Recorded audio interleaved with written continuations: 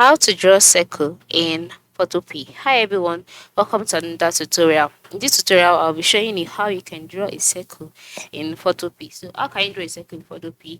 It's very simple, just follow me to the end. Now the first step is to log in into your Photopea account just like I've done here. And the second step is to select a project you would like to work on.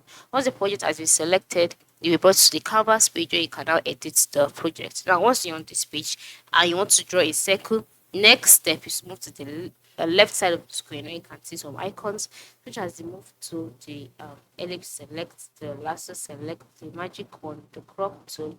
So just scroll down until you can see the rectangle option. Once you see it, click on it. Now once you click on it, you notice that in the box display there is no option for circle, right? So just click on ellipse. Once you click on ellipse, next step is to long press on shift.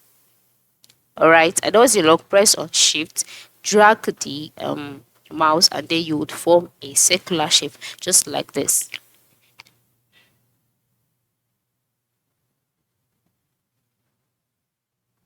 And then just like that, a circle will be drawn. It is that simple. So this is how you can draw a circle in Photopea. Thanks for watching and have a nice day.